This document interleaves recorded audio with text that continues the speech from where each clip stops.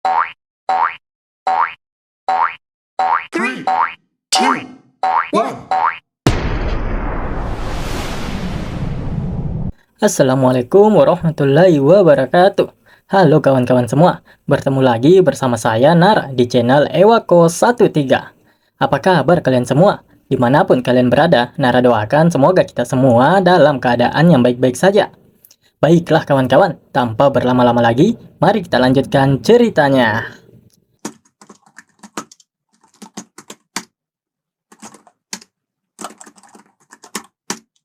Bawahan dari Jo Yun San maju menghampiri Damho dan mendesak Damho untuk menjawab pertanyaan dari pemimpinnya itu.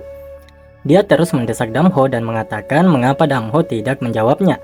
Namun, Damho tetap diam dan hanya tertawa. "Apa kau tertawa?" tanya pria itu. Haereong berpikir untuk menghentikan keributan ini sebelum menjadi lebih besar. Semuanya berhenti. "Dia Fish Demon, Damho," ucap Haereong. Sontak saja, semua bandit begitu kaget mengetahui pria di hadapan mereka adalah Fish Demon. "Karena kau adalah tamu di benteng ini, tolong jangan kasar," ucap Haereong pada bawahan Jo Yun San. Jo Yun San juga sangat terkejut mengetahui bahwa Damho adalah Fish Demon. Terlebih lagi ketika Haereong mengatakan agar mereka menjaga sikapnya. Para bandit itu masih dalam keterkejutannya mengetahui Fish Demon ada di markas induk hutan hijau. Jika Damho benar-benar Fish Demon, maka dia adalah orang besar. Mengapa ada orang besar di tempat itu, pikir mereka. Mata hitam legam Damho tidak mencerminkan emosi apapun. Begitu dia melihat mata itu, jiwa Sin Chung tanpa sadar menahan napas. Jiwa Sin seakan membeku dan tidak bisa menggerakkan sama sekali tubuhnya ketika Damho melewatinya. "Apa kau benar-benar Fish Demon?" "Sepertinya kau memang benar-benar adalah dia," ucap Jo Yun San yang juga terlihat gugup. "Kenapa Fish Demon datang ke desa pegunungan terpencil ini, di mana tidak ada yang bisa didapat?" tanyanya pada Damho. "Apa benteng penakluk benar-benar sebuah desa pegunungan terpencil? Bukankah itu sebuah penghinaan terhadap benteng penakluk dan Hwang Kyungmoon?" balas Damho. Itu maksudku." Jo Yun San dibuat tak berkutik dan benar-benar panik ketika Damho mengeluarkan pernyataan seperti itu. Namun Hwang Kyungmoon yang melihatnya hanya tertawa. "Bicaramu cukup bagus," ucap Jo Yun San. "Aku bahkan lebih baik dalam menggunakan tinjuku." Apa?" balas Jo Yun San. "Apa kau mau berkelahi?" "Kau yang memulai perkelahian duluan," balas Damho. "Hei, apa kau ingin mati?" ucap Jo Yun San. "Ini adalah markas sebesar hutan hijau," lanjutnya. Tubuh Jo Yun San diselimuti oleh energi kinya. Dia bersiap untuk bertarung dengan Damho di tempat ini saat ini juga. Ada emosi di mata Damho saat melihat Jo Yun San. Bagaimanapun, Jo Yun San merupakan musuh yang tidak pernah dia lihat selama 20 tahun terakhir. Damho seperti akan mengamuk jika bertemu dengannya, tapi Damho untuk saat ini dia tetap tenang. "Nama palsumu tidak ada gunanya di sini," ucap Jo Yun San. "Haruskah kita mengujinya jika itu benar?" balas Damho. Jo Yun San benar-benar dipermainkan oleh Damho. Dia tidak bisa menahan amarahnya. Dia berpikir akan kehilangan muka jika dia mundur karena momentum yang dilakukan oleh Damho. Akan tetapi, saat dia ingin mengeluarkan pedangnya, Hwang Kyungmoon langsung memanggilnya. "Jo Yun San, dia adalah tamuku. Dia menyelamatkan putriku dari bahaya. Tunjukkan rasa hormatmu. Dan makanannya juga akan jadi dingin. Tidak ada kata terlambat untuk makan dan bertarung," ucap Hwang Kyungmoon. Perkataan Hwang Kyungmoon membuat Jo Yun San mengurungkan niatnya. "Sebaiknya kau berhati-hati. Aku tidak akan mengampunimu kalau kau menghalangiku lagi," ucapnya. "Sebaiknya kau perhatikan baik-baik pemandangan di sekitarmu. Kau harus mengayunkannya selagi kau masih hidup agar kau tidak menyesal setelah mati," balas Damho. Jo Yun San benar-benar dibuat marah oleh provokasi yang dilakukan oleh Damho. Namun, dia juga tidak bisa bertindak sembarangan di tempat ini terhadap Damho. Hwang Kyungmoon menjamu mereka dengan sangat baik. Ada begitu banyak alkohol dan juga daging yang telah dihidangkan kepada para bandit itu. Ya, kalau kalian kehabisan makanan, katakan saja padaku. Bahkan jika aku harus mencari ke seluruh gunung," ucap Hwang Kyungmoon. Para bandit itu berterima kasih kepada ketuanya. Mereka begitu bersenang-senang menikmati jamuan yang diberikan. "Apa yang kau pikirkan?" Lawannya adalah Fish Demon. Lupakan saja semuanya dan minumlah, ucap si ikat kepala kepada Jo Yun-san. Jo Yun-san disibukkan dengan pikirannya sendiri. Dia bertanya-tanya bagaimana bisa Damho mengenalnya, sementara dia sama sekali tidak ingat. Sementara itu, Damho didatangi oleh bandit wanita sebelumnya. Jadi, pahlawan dunia ada di sini, ucapnya. Aku, Lee Hai-hyun, senang bertemu denganmu, Dam. Lanjutnya memperkenalkan dirinya.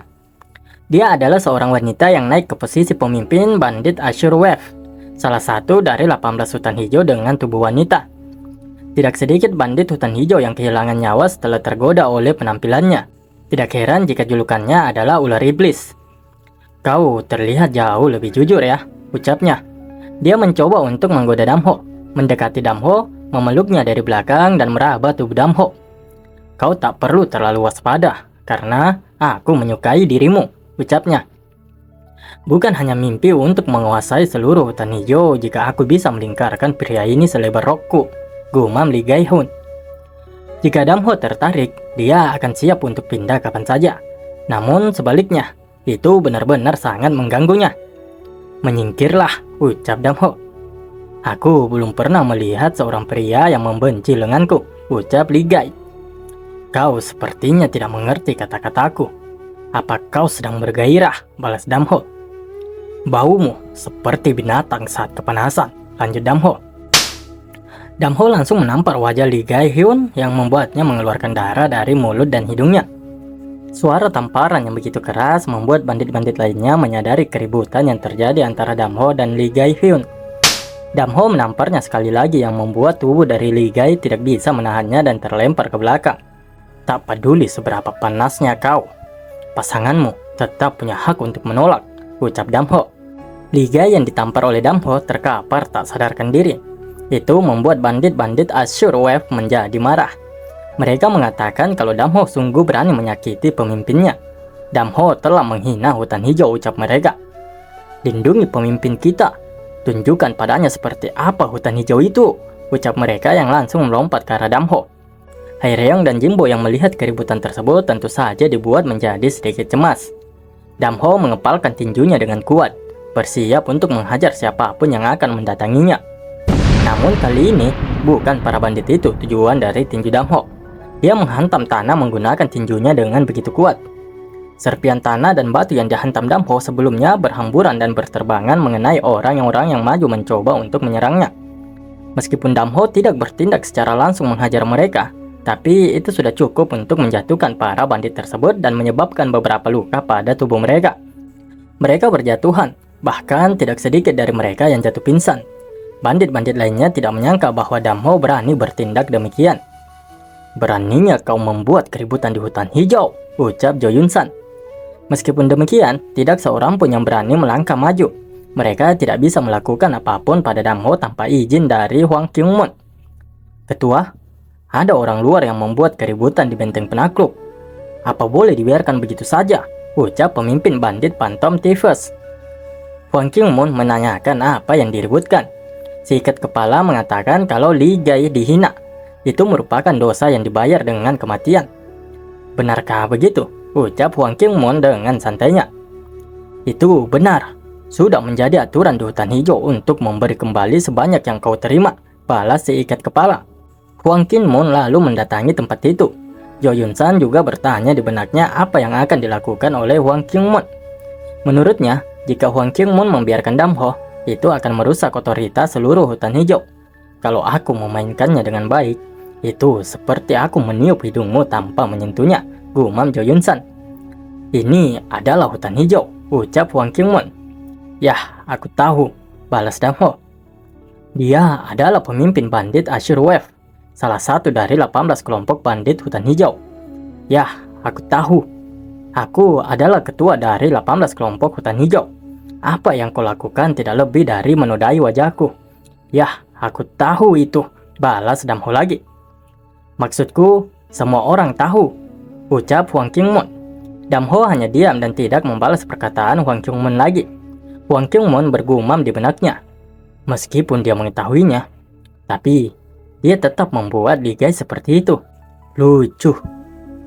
Aku tidak suka wanita jalang yang sedang marah dan meniduri siapapun, ucap Damho. Bahkan jika dia adalah seorang pelacur, dia masih bagian dari keluarga, balas Wang Kyungmon. Jadi, balas Damho, kalau kau melakukan kejahatan, kau harus membayar harganya. Ada penjara di belakang tempat ini. Tinggallah di sana selama 1 atau 3 hari, ucap Wang Kyungmon. Baiklah, ucap Damho yang sama sekali tidak keberatan. Bahkan semua yang dia lakukan sejauh ini seperti sesuatu yang sudah disengaja dan juga sudah direncanakan.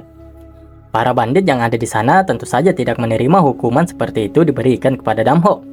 Mereka menilai bahwa Damho adalah orang yang menghina hutan hijau, dan ketuanya tidak boleh hanya melakukan hal seperti itu. Jadi, apa kalian ingin mengurusnya? Ucap Wang Kyungmon. Para bandit itu tentu saja terdiam mendengar ucapan ketua mereka. Kau tahu julukan teman ini kan? Fils Demon.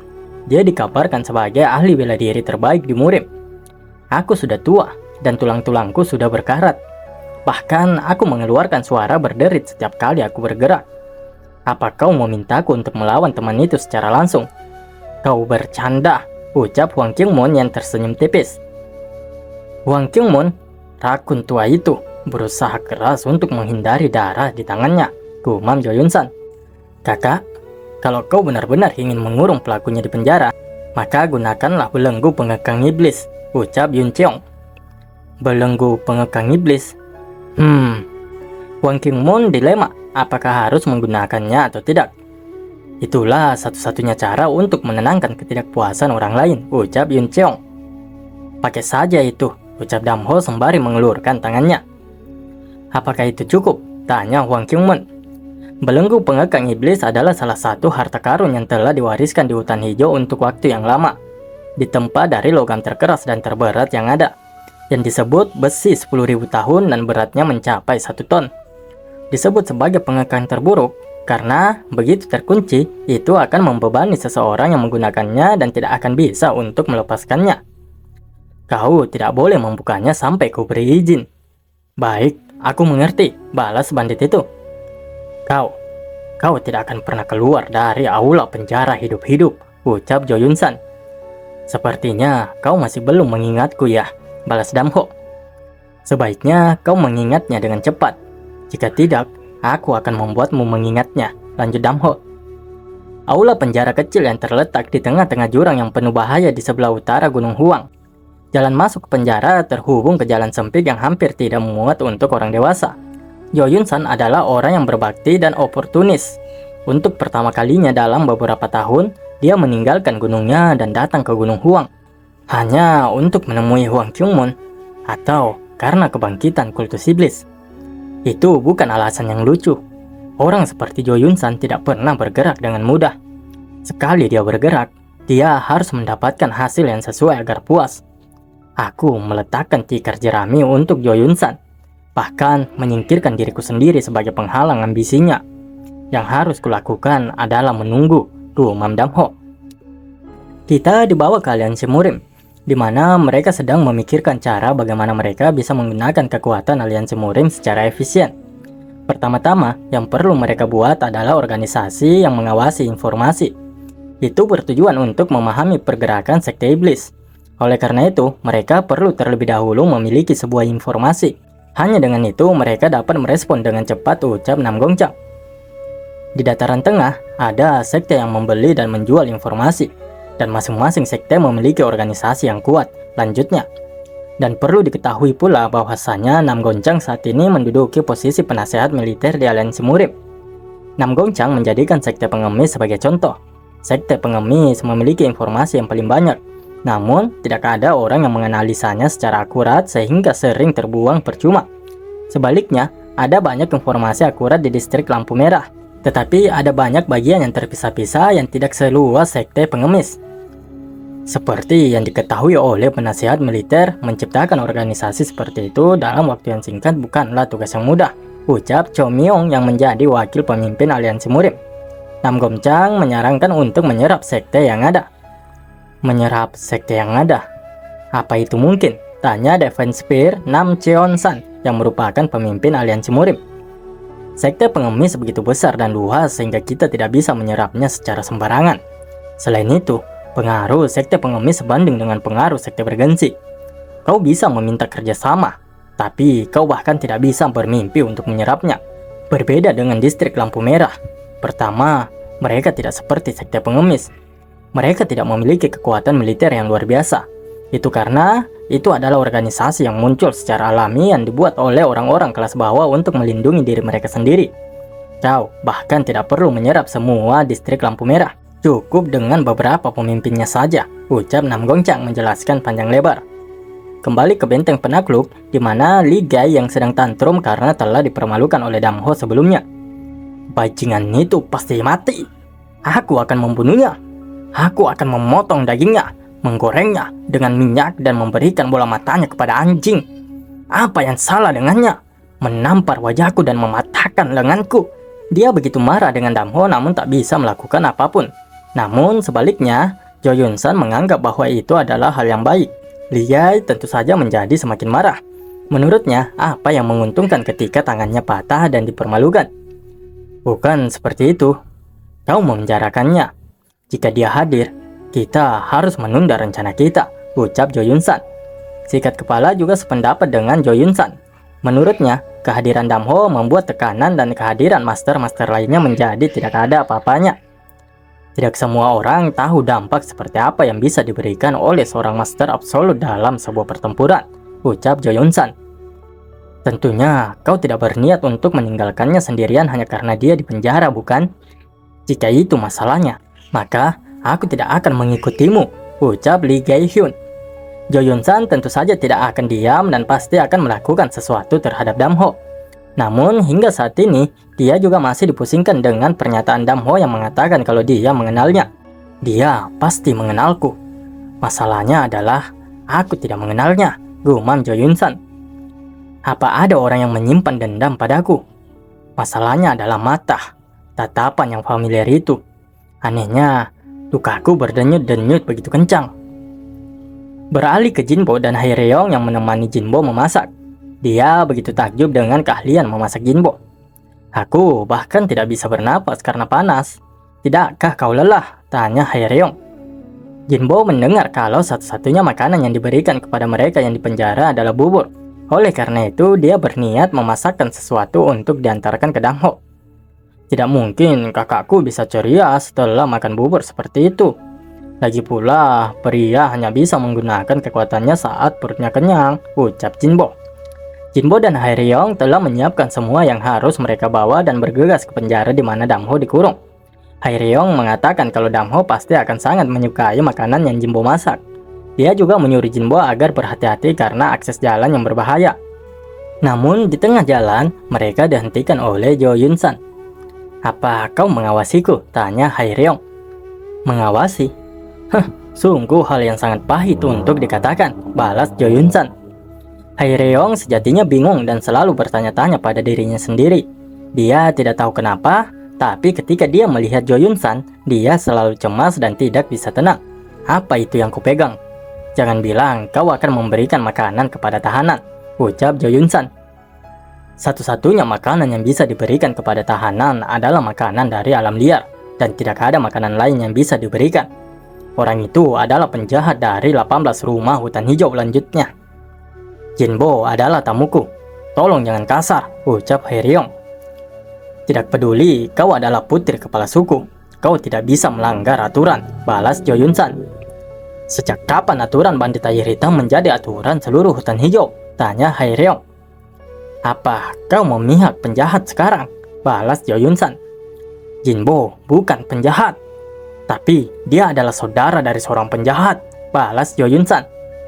Apa itu masalah? Tanya Haereong. Itu adalah masalah yang sangat besar, ucap Jo Yun San.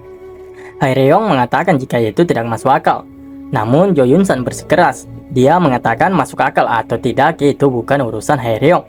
Itu adalah keputusan yang dibuat oleh aturan hutan hijau. Mereka yang lahir dan dibesarkan di hutan hijau tidak boleh melanggar aturan hutan hijau. Kau tidak lahir di hutan hijau. Jadi, mungkin itu tidak masalah bagimu, ucap Jo Yun San.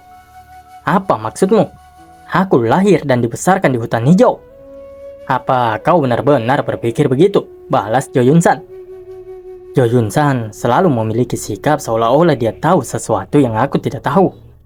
Jo Yun San, dia selalu seperti ini. Dia selalu meremehkanku dan bersikap seperti orang yang punya rahasia. Oleh karena itu, setiap bertemu dengannya selalu tidak nyaman, gumam Haereong. Dia juga mengatakan apakah Jo Yun San sedang mengejeknya. Ya, itu tidak mungkin. Bagaimana bisa aku mengejek putri satu-satunya dari kepala suku? Terlebih lagi, kepala suku tampaknya dalam keadaan sehat, ucapnya. Apa itu berarti kau akan mengejekku jika bukan karena ayahku? Ucap Haereong. Kau terlalu berlebihan. Kau benar-benar tidak punya kesabaran, balas Jo Yun San. Jika kau sudah selesai dengan kata-katamu, bisakah kau minggir? Aku dengar itu bukan aturan seluruh hutan hijau, tapi aturan bandit air hitam, ucap Jinbo. Jo Yun San tentu saja terkejut karena Jinbo berani menyuruhnya menyingkir. Bagaimana kau? Aku harus membawakan kakakku makan, ucap Jinbo yang langsung memotong ucapan Jo Yun San. Ini adalah rumah ketua, jadi bersikaplah sopan jika kau datang sebagai tamu, ucapnya. Wah, mungkin karena kau adalah saudara dari Fish Demon, makanya kau berani, ucap Jo Yun San.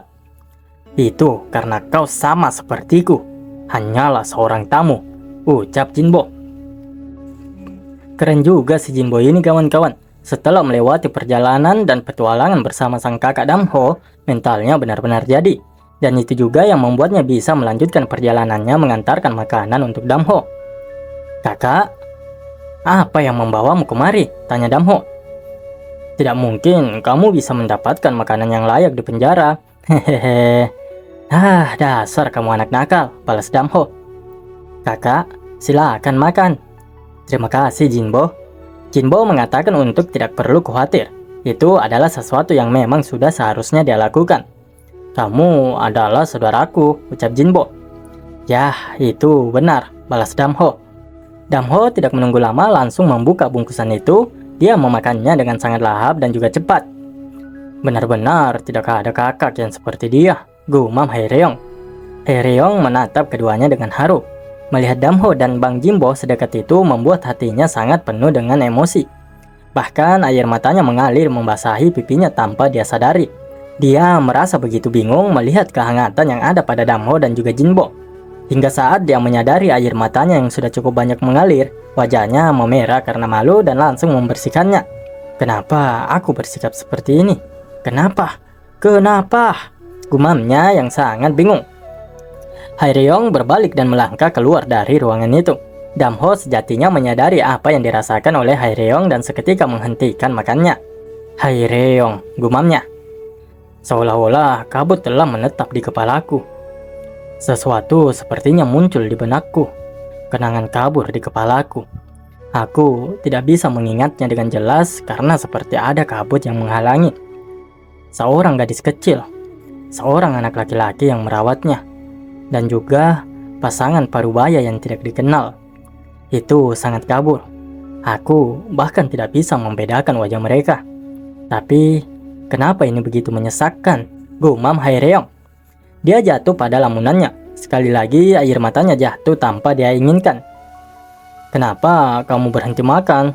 Apa makanannya tidak enak? Tanya Jinbo yang melihat Damho tiba-tiba saja berhenti makan. Damho merapikan dan membungkus kembali makanan itu lalu memberikannya pada Jinbo. Dia juga mengatakan kalau makanan itu sangatlah enak. Jinbo lalu bertanya untuk alasan apa dia berhenti makan. Ada yang ingin aku katakan padamu. Akan ada pertempuran besar. Kau tidak boleh mempercayai siapapun.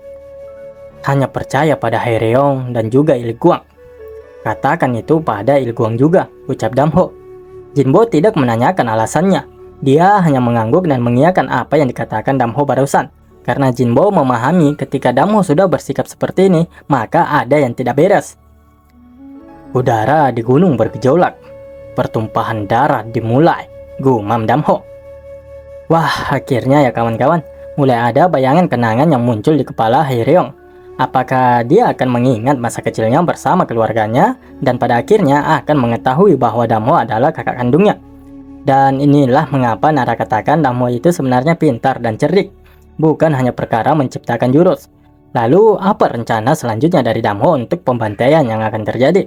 Kita tunggu di video selanjutnya. Dan juga ya Nara akui di antara channel yang kawan-kawan ikuti, pasti channel Ewako 13 ini yang paling menyebalkan dan juga tidak jelas. Ya maaf ya kawan-kawannya. Soalnya untuk beberapa alasan yang tak perlulah Nara sampaikan. Belum lagi gambar dari manualnya yang juga pasti sangat menjengkelkan. Tapi secara jalan ceritanya pasti keren dong. Saya Nara, Ewako 13. Wassalamualaikum warahmatullahi wabarakatuh.